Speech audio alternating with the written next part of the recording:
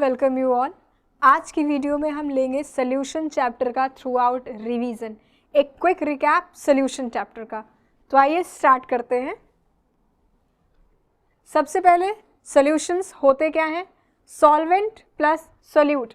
किसी सॉल्वेंट में सोल्यूट जब डिसॉल्व होता है तो ही बन जाता है हमारा सोल्यूशन। कितने तरह के सोल्यूशन पॉसिबल हैं? 9 तरह के सोल्यूशंस पॉसिबल हैं। ये हैं उनके प्रोबेबल कॉम्बिनेशंस। सॉल्वेंट गैस भी हो सकता है, लिक्विड भी हो सकता है और सॉलिड भी हो सकता है। एक बार जब सॉल्वेंट गैस है तो उसमें तीनों तरह के सोल्यूट जाएंगे, solid, liquid, gas. Similarly liquid में तीनों तरह के सोल्यूट पॉसिबल हैं और सॉलिड में भी तीनों तरह के सोल्यूट का कॉम्बिनेशन पॉसिबल है। और साथ में ये हैं उसके रिस्पेक्टिव एग्जाम्पल्स। ये टेबल एज इट इज़ आपको एनसीईआरटी में मिल जाएगी, जो बहुत ही इम्पॉर्टेंट है क्योंकि सीबीएसई एग्जामिनेशंस में ये क्वेश्चन आ चुका है। आगे चलते हैं। किसी भी सोल्यूशन के कंसंट्रेशन को हम कितने तरह से डिफाइन कर सकते हैं? तो पहला है परसेंटेज कॉन्सेप्ट। परसेंटेज में हमें पता है जहाँ वर्ड परसेंटेज आता है उसे हम मल्टीप्लाई कर देते हैं 100 से। ठीक है। अब अगर मास परसेंटेज है, वेट बाय वेट, यानी weight of solute upon weight of solution. Weight by volume, weight of solute upon volume of solution. और वॉल्यूम बाय वॉल्यूम मतलब volume of solute upon volume of solution. दूसरा concentration term है हमारा strength. Strength की unit होगी ग्राम पर litre. Concentration हमेशा solute upon solution, यानी कि solute in grams and solution in litres. Mass of solute in grams and volume of solution in litres. Next concentration term है हमारा पार्ट्स पर मिलियन और पार्ट्स पर बिलियन। पार्ट्स का मतलब अमाउंट। जैसे कि पहले ही बताया, कंसंट्रेशन मतलब हुआ सोल्यूट इन सोल्यूशन। जहाँ भी कंसंट्रेशन की बात होगी ये एक बेसिक फ्रेमवर्क है। पार्ट्स पर मिलियन, पार्ट्स पर बिलियन, दोनों में amount of solute upon amount of solution. Million के लिए हम मल्टीप्लाई करेंगे 10 की पावर 6 से और बिलियन के लिए हम मल्टीप्लाई करेंगे 10 की पावर 9 से। ये डिफरेंस है पार्ट्स पर मिलियन और पार्ट्स पर बिलियन में। Coming next, mole fraction. Fraction का मतलब कितना कितने में, कितने सॉल्यूशन में कितना अमाउंट ऑफ सोल्यूट है। जब ये बात मोल के टर्म्स में होगी तो उसे मोल फ्रैक्शन बोलेंगे, और यही बात अगर मास के टर्म में होगी तो उसे हम मास फ्रैक्शन बोलेंगे। परसेंटेज में हम यहाँ 100 मल्टीप्लाई कर रहे थे, लेकिन जब फ्रैक्शन की बात होगी तो कोई भी मल्टीप्लिकेटिव टर्म नहीं आएगा। तो ये हो गया mole fraction, moles of solute upon moles of solution. और सिमिलर हो गया हमारा mass fraction, mass of solute upon mass of solution. इसके बाद आता है मोलैरिटी। मोलैरिटी मतलब मोल्स पर litre, moles of solute upon volume in litre, volume of solution in litre. Molarity क्योंकि टेम्परेचर वॉल्यूम को चेंज कर सकता है और वॉल्यूम मोलैरिटी में इन्वॉल्व है, इसलिए मोलैरिटी टेम्परेचर से गवर्न होती है, यानी टेम्परेचर मोलैरिटी पे इफेक्ट डालता है। मोलैरिटी की इक्वेशन हमारी होती है m1v1 is equals to m2v2। कोई भी दो सोल्यूशन है, उन्हें अगर हम कंपेयर कर रहे हैं तो ये मोलैरिटी की हमारी इक्वेशन हो जाएगी m1v1 is equals to m2v2। इसके बाद मोलैलिटी। मोलैलिटी क्या होता है? Moles of solute upon mass of solvent in kilograms. Moles upon kilograms, ये होता है हमारा मोलैलिटी। अब यहाँ मास है और मोलैरिटी के केस में क्या था? वॉल्यूम था। और मास और वॉल्यूम को आपस में अगर कोई क्वांटिटी रिलेट करती है तो वो है density. Density is equals to mass upon volume. तो ये जो फॉर्मूला है ये किन दोनों के बीच का रिलेशन है? मोलैरिटी और मोलैलिटी का। इस फॉर्मूला में पुट करके हम मोलैरिटी और मोलैलिटी को आपस में इंटर कन्वर्ट कर सकते हैं। इसके बाद बात आती है नॉर्मेलिटी की। नॉर्मेलिटी क्या होता है?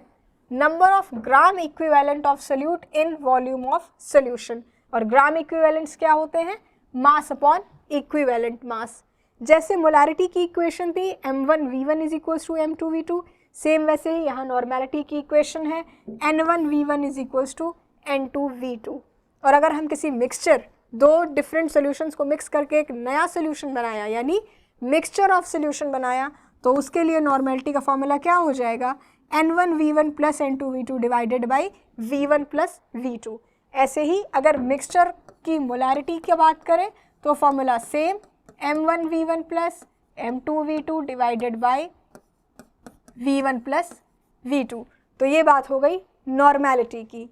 अगला कंसंट्रेशन टर्म है हमारा फॉर्मेलिटी। फॉर्मेलिटी क्या होता है, number of gram formula mass of solute. Formula mass ionic constituents, ionic compounds के लिए यूज होता है। तो number of gram formula mass of solute divided by volume of solution in litres. Formality terms किसके लिए यूज होगा, आयनिक solids के लिए यूज होगा। लास्ट कंसंट्रेशन टर्म है हमारा डेमल यूनिट। डेमल यूनिट क्या है, 1 मोल सोल्यूट इन 1 लीटर सोल्यूशन। अगर इतनी ही बात को करें तो मोल्स पर लीटर, यानी कि मोलैरिटी, 1 मोलैरिटी कितने डिग्री पे, 0 डिग्री पे। 1 molarity at 0 degree centigrade is called as demal unit. तो ये हो गए हमारे कंसंट्रेशन टर्म्स ऑफ सोल्यूशन। अब इसके बाद आगे चलते हैं, law of chemical equivalence. Law of chemical equivalence में एसिड और बेस को आपस में रिलेट किया था हमने। एसिड के लिए weight of acid upon gram equivalent of acid को इक्वेट करेंगे volume of base into normality of base divided by 1000। क्योंकि एसिड का न्यूट्रलाइजेशन बेस से होता है और बेस का न्यूट्रलाइजेशन एसिड से होता है, इसलिए जब हम इक्वेट करेंगे तो एसिड के अगेंस्ट बेस और बेस के अगेंस्ट एसिड। ये वॉल्यूम ऑफ एसिड और नॉर्मेलिटी ऑफ एसिड, इसे लिख सकते हैं VANA। वॉल्यूम ऑफ बेस और नॉर्मेलिटी ऑफ बेस को लिख सकते हैं VBNB। अगर इन दोनों की वैल्यूज़ इक्वल हैं तो सोल्यूशन कैसा है, न्यूट्रल। और अगर VANA ज़्यादा है तो सोल्यूशन एसिडिक, और अगर VBNB ज़्यादा है तो सोल्यूशन कैसा हो जाएगा, बेसिक। ये रहा उसका डिस्क्रिप्शन। इसके बाद में relation between molarity and normality. Molarity और नॉर्मेलिटी में क्या रिलेशन है, ये रहा वो relation. Normality is equals to molarity into molecular mass upon equivalent mass. Acid और बेस, एसिड के बेसिसिटी होती है, एसिड में जितने नंबर ऑफ रिप्लेसेबल हाइड्रोजन्स है उसे हम क्या बोलते हैं, बेसिसिटी। एसिड के केस में अगर हम मोलैरिटी को बेसिसिटी से मल्टीप्लाई कर दें तो हमें नॉर्मेलिटी मिल जाएगी। ऐसे ही बेस के केस में अगर हम मोलैरिटी को एसिडिटी से मल्टीप्लाई कर दें तो हमें क्या मिल जाएगी, नॉर्मेलिटी मिल जाएगी। एसिडिक मिक्सचर, एसिडिक के केस में VANA की वैल्यू ज़्यादा होती है तो VANA माइनस VBNB। दूसरी तरफ बेसिक के केस में VBNB की वैल्यू ज़्यादा होती है तो VBNB minus VANA divided by total volume of solutions. ये हो गया relation between normality and molarity. इसके बाद बात करेंगे सॉल्युबिलिटी की। सॉल्वेंट में कितना सोल्यूट घुल गया उसे ही हम बोलते हैं सॉल्युबिलिटी। सॉल्युबिलिटी के बेसिस पे हमारे सॉल्यूशन 3 तरह के थे, सैचुरेटेड, अनसैचुरेटेड और सुपर सैचुरेटेड। इसका डिस्क्रिप्शन ऐसे है कि अगर सॉल्वेंट में अब सोल्यूट घुलने की गुंजाइश नहीं बची, मैक्सिमम अमाउंट ऑफ सोल्यूट घुल गया, तो ऐसे सोल्यूशन को हम बोलेंगे सैचुरेटेड सोल्यूशन। और सैचुरेटेड सोल्यूशन से पहले की जितनी भी स्टेजेस हैं, जब तक हम सोल्यूट डाल रहे हैं और सोल्यूट घुलता चला जा रहा है, तब तक वो सारे सोल्यूशंस कैसे हैं, अनसैचुरेटेड सोल्यूशंस। और एक बार सैचुरेटेड सोल्यूशन की स्टेट में पहुंचने के बाद भी अगर हमने सोल्यूट ऐड किया तो अब हम क्या बनाने जा रहे हैं, सुपर सैचुरेटेड सोल्यूशन। ठीक है, मैक्सिमम एक्सटेंट पे है तो सैचुरेटेड सोल्यूशन, मैक्सिमम से कम अनसैचुरेटेड सोल्यूशन, और मैक्सिमम से ज़्यादा है तो सुपर सैचुरेटेड सोल्यूशन। ये 3 तरह के सोल्यूशन होते हैं on the basis of solubility, कितना सोल्यूट डिसॉल्व हो रहा है। सॉल्युबिलिटी को कौन कौन से फैक्टर्स अफेक्ट करते हैं, मेनली सॉल्युबिलिटी को 3 फैक्टर्स अफेक्ट करते हैं। सबसे पहला होता है नेचर, यानी like dissolves like, polar polar में डिसॉल्व होगा, नॉन पोलर नॉन पोलर में डिसॉल्व होगा। दूसरा टेम्परेचर, टेम्परेचर फर्दर 2 तरह से डिवाइड हो जाता है। अगर रिएक्शन एंडोथर्मिक है, मतलब अगर डिज़ोल्व होने के लिए हीट की ज़रूरत है तो जैसे जैसे हम टेम्परेचर बढ़ाते जाएंगे वैसे वैसे सॉल्युबिलिटी बढ़ती जाएगी। लेकिन अगर डिसोल्यूशन एक्सोथर्मिक है, मतलब जब हम डिज़ोल्व कर रहे हैं तो एनर्जी रिलीज़ हो रही है, उस केस में हमें हीट की ज़रूरत नहीं है। तो अगर हम टेम्परेचर बढ़ाएंगे तो सॉल्युबिलिटी क्या होगी, कम होती चली जाएगी। इसके भी कुछ एक्सेप्शंस हैं। पहला एक्सेप्शन, NaOH का डिसोल्यूशन एक्सोथर्मिक तो होता है, लेकिन जैसे जैसे हम टेम्परेचर बढ़ाते हैं वैसे वैसे सॉल्युबिलिटी बढ़ती चली जाती है। दूसरी कंडीशन, आयोडीन को जब हम वाटर में मिलाते हैं और उसके बाद हम बाहर से Ki ऐड करते हैं तो कॉम्प्लेक्स फॉर्मेशन की वजह से सॉल्युबिलिटी क्या होती है, बढ़ती चली जाती है। और तीसरा, अगर सॉल्यूट में हाइड्रोजन बॉन्डिंग है, अगर सॉल्यूट ऐसा है कि सॉल्वेंट में जाने के बाद हाइड्रोजन बॉन्ड फॉर्म कर रहा है तो due to strong bond formation solubility क्या होगी, बढ़ जाएगी। ये हो गए 3 एक्सेप्शनल केसेस सॉल्युबिलिटी को डिस्क्राइब करते हुए। इसके बाद लिक्विड्स में सॉलिड की सॉल्युबिलिटी और लिक्विड में गैस की सॉल्युबिलिटी। इसको अगर हम कंपैरेटिव देखें, कॉमन पॉइंट क्या है, light dissolves light. Polar polar में सोल्यूबल होगा और नॉन पोलर नॉन पोलर में, ये दोनों के लिए सेम बात है। कमिंग नेक्स्ट, जैसे जैसे हम टेम्परेचर बढ़ाते हैं सॉलिड्स की सॉल्युबिलिटी क्या होती है, बढ़ती चली जाती है, लेकिन गैसेस की सॉल्युबिलिटी कम होती चली जाती है। तो ये एक ऑपोजिट रिलेशन है। सॉल्युबिलिटी सॉलिड के केस में टेम्परेचर से डायरेक्टली रिलेशन रखती है, लेकिन गैस के केस में इन्वर्स रिलेशन रखती है। ठीक है, सॉलिड और लिक्विड दोनों ही इनकम्प्रेसिबल हैं, दोनों को प्रेशर लगा के कंप्रेस नहीं किया जा सकता, इसलिए प्रेशर का यहाँ पे कोई इफेक्ट नहीं पड़ता। जबकि गैस के केस में क्या होता है, सॉल्युबिलिटी को पे डायरेक्ट प्रेशर का इफेक्ट पड़ता है। ये बात हो गई सॉलिड्स इन लिक्विड्स की सॉल्युबिलिटी की, और ये बात हो गई गैस इन लिक्विड्स की सॉल्युबिलिटी की। इसके बाद एक लॉ दिया था हेनरी ने गैस की सॉल्युबिलिटी को समझाते हुए। उन्होंने क्या कहा था कि जैसे जैसे मोल फ्रैक्शन बढ़ेगा वैसे वैसे सॉल्युबिलिटी बढ़ती चली जाएगी। उन्होंने बोला था कि solubility is proportional to pressure, और इस प्रोपोर्शनलिटी को हटाते हुए उन्होंने क्या लगा दिया था, एक कांस्टेंट, जिसको बोला गया बाद में हेनरीज कांस्टेंट, क्योंकि ये किसने दिया था, हेनरी ने। और डाल्टन्स ने बोला था कि पार्शियल प्रेशर, यानी ये जो प्रेशर है ये किससे प्रोपोर्शनल है, मोल फ्रैक्शन के। Partial pressure is proportional to mole fraction of solute. तो हेनरी ने बोला कि सॉल्युबिलिटी प्रोपोर्शनल है प्रेशर के, और डाल्टन्स ने उसी बात को एक स्टेप और आगे बढ़ा दिया कि पार्शियल प्रेशर प्रोपोर्शनल है मोल फ्रैक्शन के। तो इनडायरेक्टली हम क्या बोल सकते हैं कि सॉल्युबिलिटी प्रोपोर्शनल है मोल फ्रैक्शन के। ठीक है, ये बात हो गई हेनरी और डाल्टन के लॉ की। इसके बाद एक फिनोमेना होता है इवेपोरेशन। इवेपोरेशन क्या होता है, अगर आपके पास एक सॉल्यूशन है या एक सॉल्वेंट है तो जो उसके सरफेस मॉलिक्यूल्स हैं, बल्क मॉलिक्यूल्स नहीं, सरफेस मॉलिक्यूल्स, सरफेस मॉलिक्यूल्स का लिक्विड स्टेट से वेपर स्टेट में जाना, इसी प्रोसीजर को हम बोलते हैं इवेपोरेशन। ठीक है, और ये वेपर्स जो प्रेशर एक्सर्ट करती हैं, अगर इस बर्तन को या इस कंटेनर को मैं ढक दूं तो ये जो वेपर फॉर्म हो रही हैं ये कुछ प्रेशर एक्सर्ट करेंगी, और ये pressure exerted by vapours is known as vapour pressure. अब इवेपोरेशन की टेंडेंसी के बेस पर लिक्विड दो तरह का हो सकता है लिक्विड ऐसा हो कि कंटेनर में आपने रखा और वो खुद ही इवेपोरेट होने लगा और उसका रेट ऑफ इवेपोरेशन बहुत ही हाई है, तो ऐसे लिक्विड को हम बोलेंगे वोलेटाइल लिक्विड।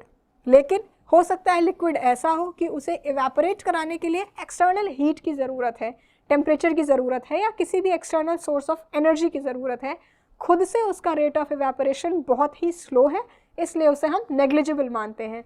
तो ऐसे लिक्विड्स को, ऐसे सॉल्यूशंस को हम क्या बोलेंगे, नॉन वोलेटाइल।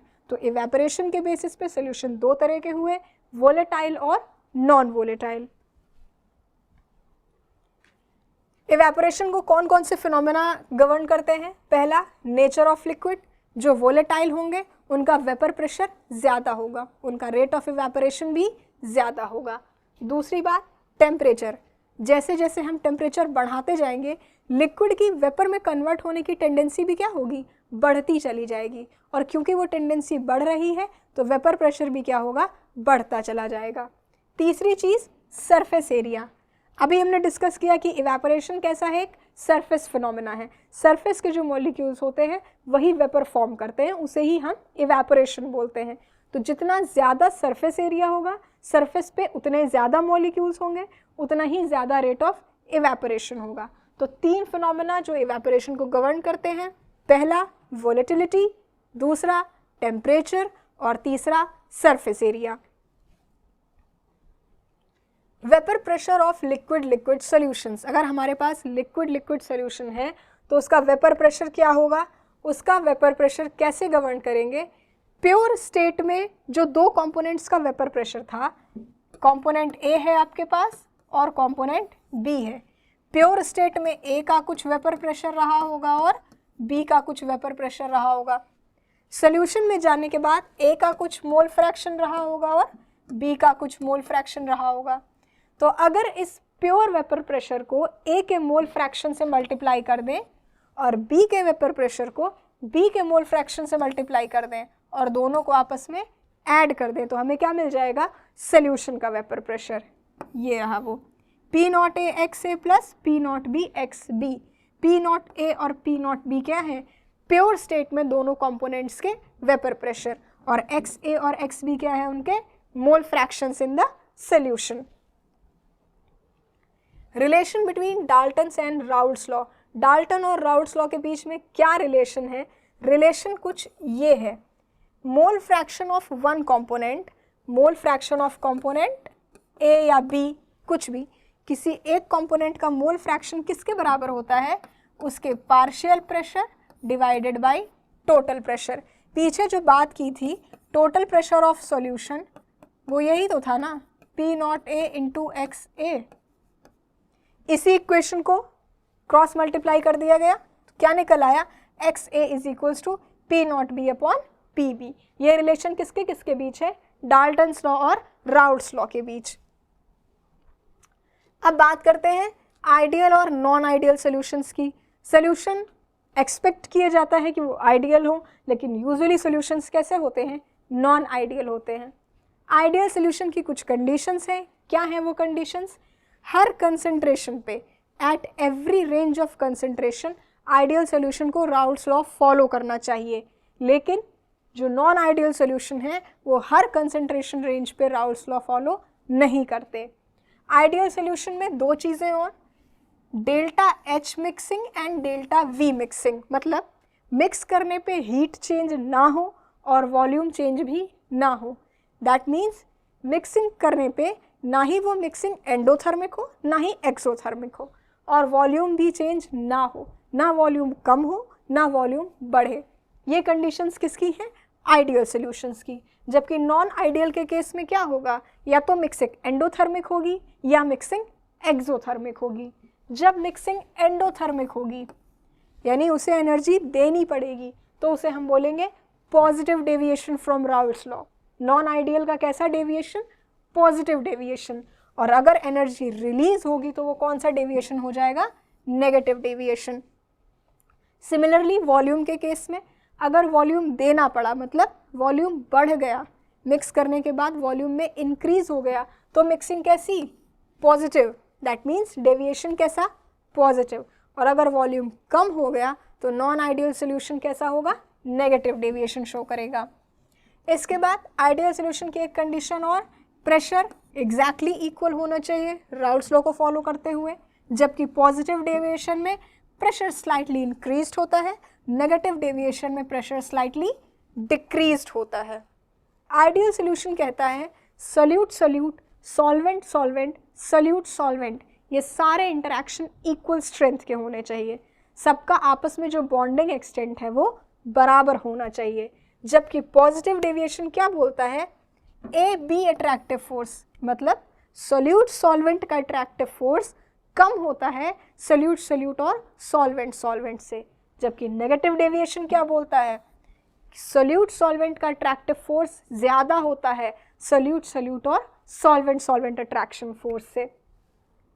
आइडियल सोल्यूशन में एक और बात, escaping tendency of A and B, मतलब सोल्यूशन में जो दो कंपोनेंट्स हैं उनका रेट ऑफ इवेपोरेशन कैसा होना चाहिए, बिल्कुल बराबर होना चाहिए। जबकि नॉन आइडियल सोल्यूशन में क्या बोलते हैं, A and B escape easily showing higher vapor pressure than expected value। Rate of evaporation क्या होगा, ज़्यादा होगा, और नेगेटिव के केस में रेट ऑफ इवेपोरेशन स्लाइटली कम होगा। साथ में कुछ एग्जाम्पल्स दिए हुए हैं, ये टेबल भी एज इट इज़ एनसीईआरटी में दी हुई है, जो काफ़ी इंपॉर्टेंट है आइडियल और नॉन आइडियल सोल्यूशन की प्रॉपर्टीज़ और एग्जाम्पल्स को कंपेयर करने के लिए। इसके बाद एजोट्रॉपिक मिक्सचर्स। एजोट्रॉपिक मिक्सचर्स को हम बोलते हैं कांस्टेंट बॉइलिंग मिक्सचर्स। अगर दो लिक्विड को लेकर के एक सोल्यूशन प्रिपेयर किया जाए और वो सोल्यूशन हर बार कांस्टेंट टेम्परेचर पे ही बॉयल हो, तो ऐसे सोल्यूशन को या ऐसे मिक्सचर को हम बोलते हैं एजोट्रॉपिक मिक्सचर या कांस्टेंट बॉइलिंग मिक्सचर्स। और ऐसे मिक्सचर को हम फ्रैक्शनल डिस्टिलेशन से सेपरेट नहीं कर सकते। क्या एग्जाम्पल्स हैं कुछ एजोट्रॉपिक मिक्सचर्स के, water and nitric acid, pyridine and acetic acid और क्लोरोफॉर्म एंड एसीटोन। ये बात हो गई एजोट्रॉपिक मिक्सचर्स की। एजोट्रॉपिक मिक्सचर में भी डेविएशन होता है, एक मिनिमम बॉइलिंग और दूसरा मैक्सिमम बॉइलिंग। मिनिमम बॉइलिंग के केस में क्या होगा, पॉजिटिव डेविएशन होगा, यानी टेम्परेचर बॉइलिंग पॉइंट का जो है वो मिनिमम हो जाएगा। ये जो दो कंपोनेंट्स हैं, इनका जो भी बॉइलिंग पॉइंट है, रिजल्टिंग सोल्यूशन जो बनेगा उसका बॉइलिंग पॉइंट इन दोनों कंपोनेंट से कम होगा। जबकि मैक्सिमम बॉइलिंग एजोट्रॉप के केस में क्या होगा, बॉइलिंग पॉइंट मैक्सिमम होगा। ये जो दो कंपोनेंट्स हैं, इनका जो भी बॉइलिंग पॉइंट है, इसके बाद फॉर्म होने वाले सोल्यूशन का बॉइलिंग पॉइंट इन दोनों कंपोनेंट्स के इंडिविजुअल बॉइलिंग पॉइंट से स्लाइटली बढ़ा हुआ होगा। तो ये डेविएशन हो गए कहाँ से, एजोट्रॉप से। एजोट्रॉप के दो डेविएशन, मिनिमम बॉइलिंग एजोट्रॉप्स और मैक्सिमम बॉइलिंग एजोट्रॉप्स। इसके बाद Raoult's law as a special case of Henry's law. क्या है Raoult's law as a special case of Henry's law? Pressure is equals to KH into mole fraction, यानी partial pressure is equals to KH into mole fraction.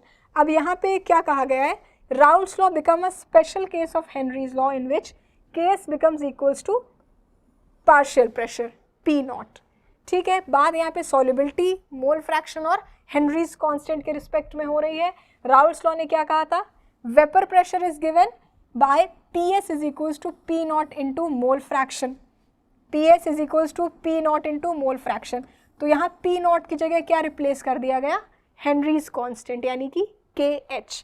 यही बात है Raoult's law, ये है Raoult's law as a special case of Henry's law. P0 is replaced by KH, Henry's law. Colligative properties. अब colligative properties क्या होती हैं? Solute की कुछ अपनी प्रॉपर्टी होंगी, सॉल्वेंट की कुछ अपनी प्रॉपर्टी होंगी। जब दोनों ने मिलकर सोल्यूशन बनाया तो प्रॉपर्टीज में चेंज आ गया। अगर आपके पास एक सॉल्वेंट था, मान लेते हैं वाटर, तो उसका अपना कुछ बॉइलिंग पॉइंट था, अपना कुछ फ्रीजिंग पॉइंट था, कुछ ऑस्मोटिक प्रेशर था, कुछ लोअरिंग ऑफ वेपर, कुछ वेपर प्रेशर था। जैसे जैसे आपने उसमें सॉल्यूट ऐड किया, वैसे वैसे उसकी प्रॉपर्टीज़ क्या हुई, चेंज होने लगी। बॉइलिंग पॉइंट चेंज हो गया, फ्रीजिंग पॉइंट चेंज हो गया, वेपर प्रेशर में चेंज आ गया और ऑस्मोटिक प्रेशर में भी चेंज आ गया। तो वो पैरामीटर्स जो नंबर ऑफ सोल्यूट पार्टिकल्स की वजह से चेंज हो जाते हैं, उन पैरामीटर्स को या उन प्रॉपर्टीज़ को हम क्या कहते हैं, कॉलिगेटिव प्रॉपर्टीज़। कौन कौन सी कॉलिगेटिव प्रॉपर्टीज़ हैं? एलिवेशन इन बॉइलिंग पॉइंट, यानी सोल्यूट ऐड करने के बाद बॉइलिंग पॉइंट बढ़ जाएगा, एलिवेट कर जाएगा।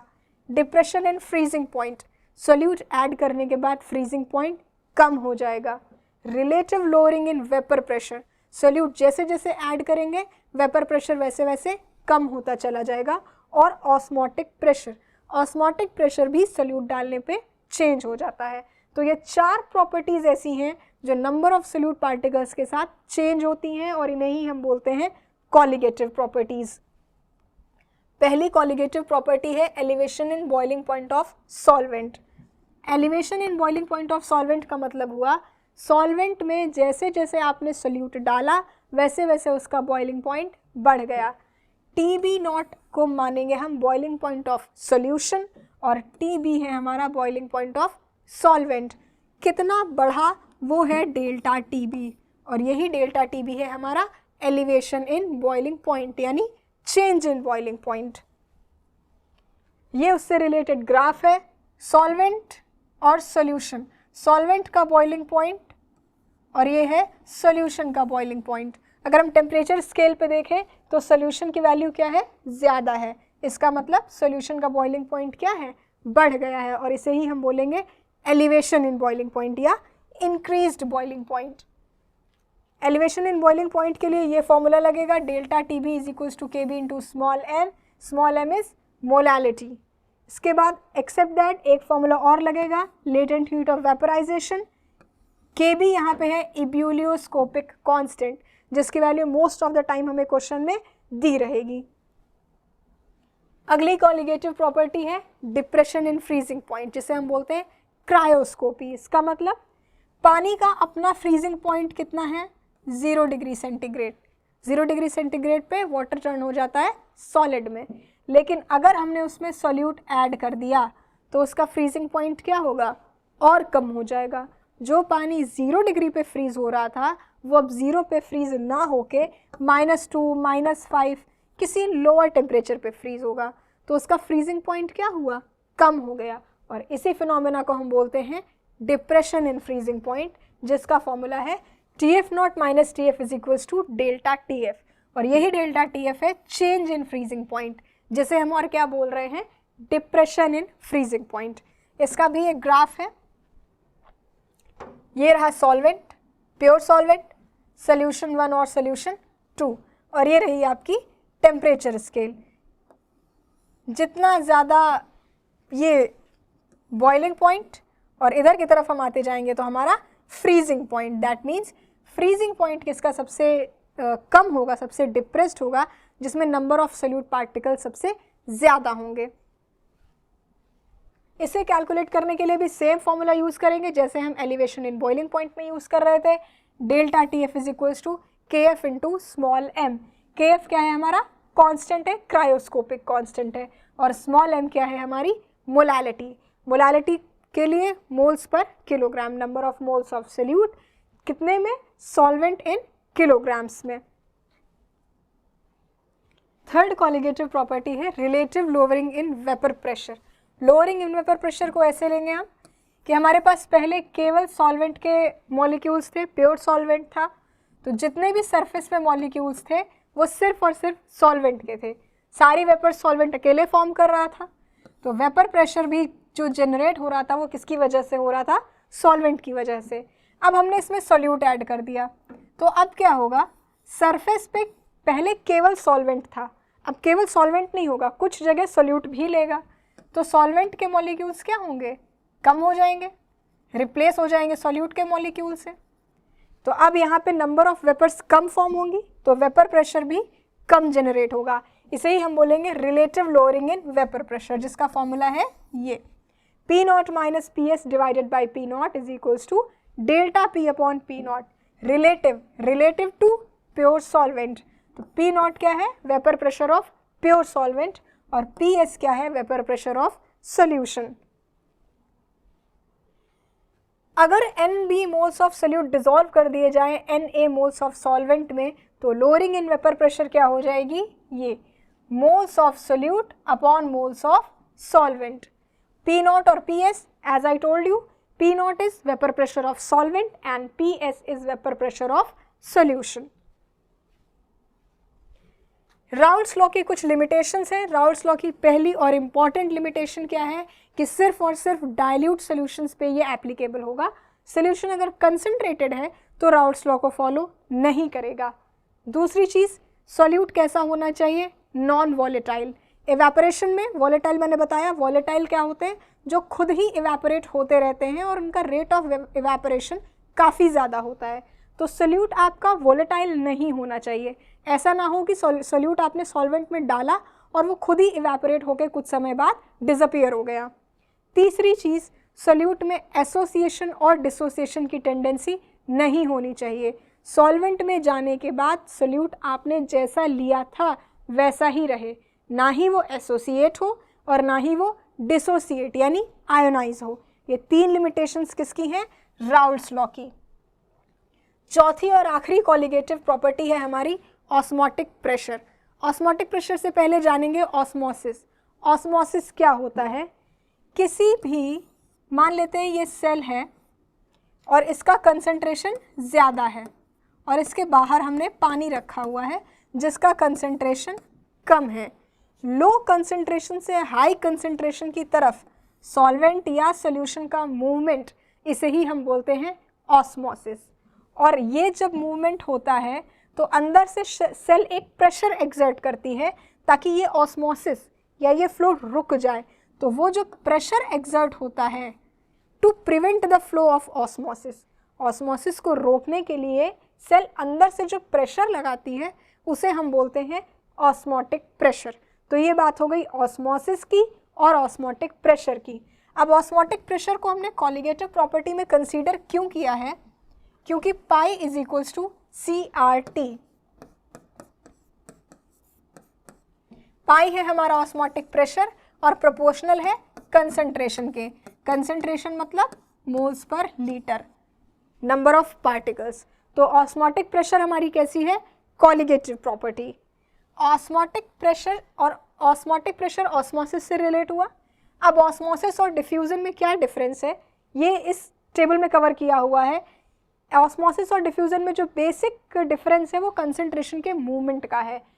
लोअर कंसंट्रेशन से हायर कंसंट्रेशन की तरफ अगर मूवमेंट है तो वो ऑस्मोसिस है, और अगर हाई कंसंट्रेशन से लो कंसंट्रेशन की तरफ मूवमेंट है तो वो डिफ्यूजन है। ऑस्मोसिस यूजुअली होता है केवल और केवल, डिफ्यूजन होता है केवल और केवल गैसेस में ज़्यादातर। ऑस्मोसिस होगा आपका लिक्विड्स के केस में, जहाँ पे लिक्विड का सेपरेशन सेमी परमिएबल मेम्ब्रेन से है, वहाँ आपकी ऑस्मोसिस होगी। जबकि डिफ्यूज़न के केस में आपको किसी भी मेम्ब्रेन की ज़रूरत नहीं है। गैस हो, लिक्विड हो, सॉल्यूशन हो, डिफ्यूज़न सब में हो जाएगा और ऑस्मोसिस होगा आपका केवल और केवल सॉल्यूशन में। ऑस्मोटिक प्रेशर, ऐसा प्रेशर जो ऑस्मोसिस को रोक दे। ऐसा कोई प्रेशर एग्जिस्ट करता है जो ऑस्मोसिस को रोक सकता है और उसे हम बोलते हैं ऑस्मोटिक प्रेशर।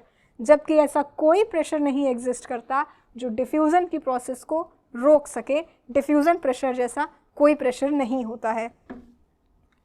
अब ऑस्मोसिस फर्दर 3 तरह की होती है, reverse osmosis, exosmosis, endosmosis. Reverse osmosis के पहले हम बात करेंगे एक्सोऑस्मोसिस और एंडोऑस्मोसिस की। हमारे पास एक सेल है, अगर फ्लो ऑफ लिक्विड सेल से अंदर से बाहर की तरफ हो रहा है, मतलब अंदर डाइल्यूट सोल्यूशन है, बाहर कंसंट्रेटेड सोल्यूशन है, अगर फ्लो बाहर की तरफ हो रहा है आउट ऑफ सेल, एक्सो, तो हम क्या बोलेंगे, एक्सोऑस्मोसिस।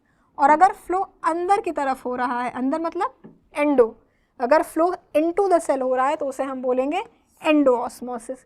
केवल इतना ही डिफरेंस है एक्सोऑस्मोसिस और एंडोऑस्मोसिस में।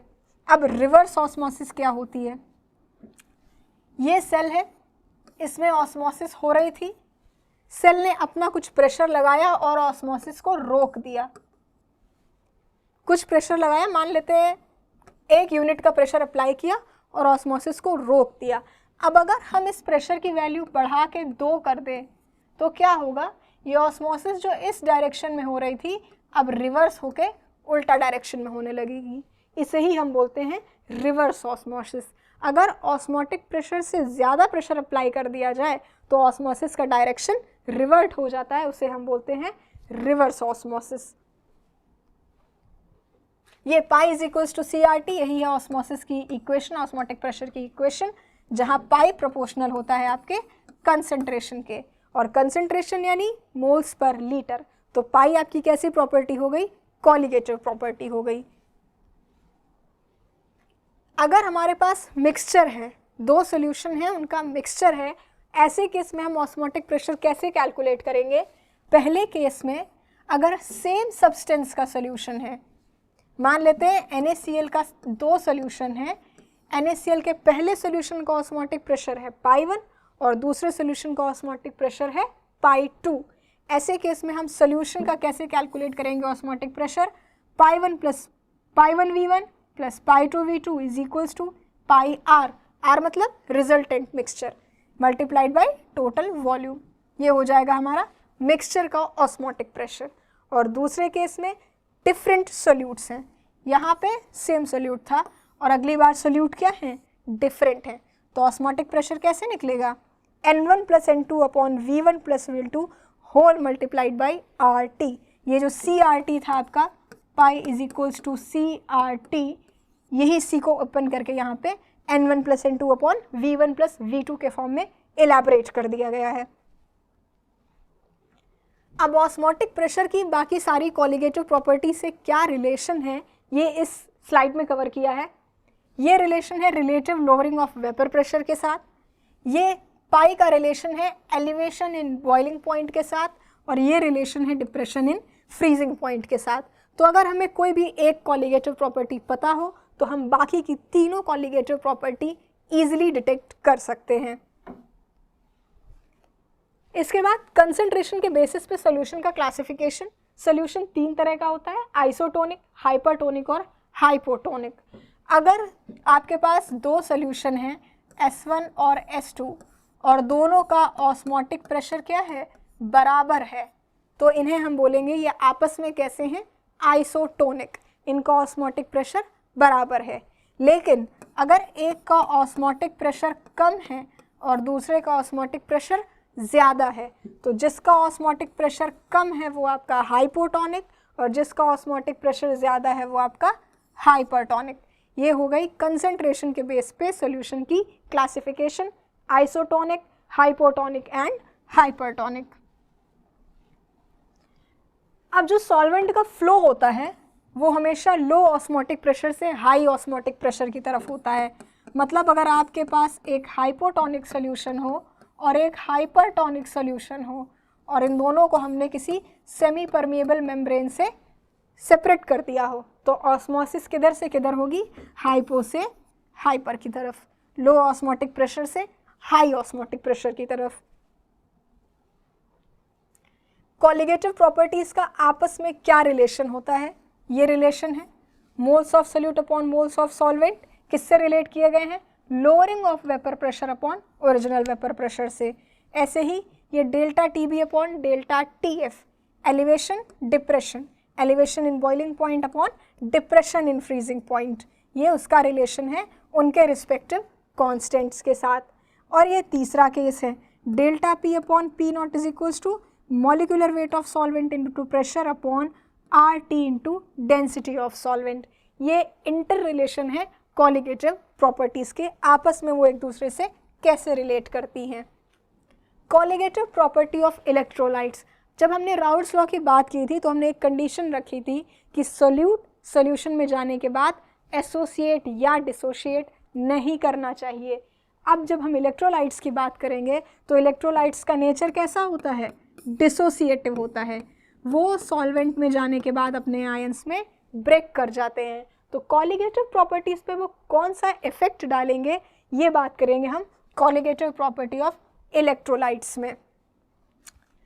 कॉलिगेटिव प्रॉपर्टी ऑफ इलेक्ट्रोलाइट के केस में क्या होगा, अगर आपके पास कोई इलेक्ट्रोलाइट है, मान लेते हैं NaCl है, सॉल्यूशन में गया, ब्रेक कर गया Na+ और Cl- में, ठीक है, नंबर ऑफ सोल्यूट पार्टिकल्स क्या हुए, बढ़ गए, तो कॉलिगेटिव प्रॉपर्टी भी बढ़ जाएगी, ठीक है।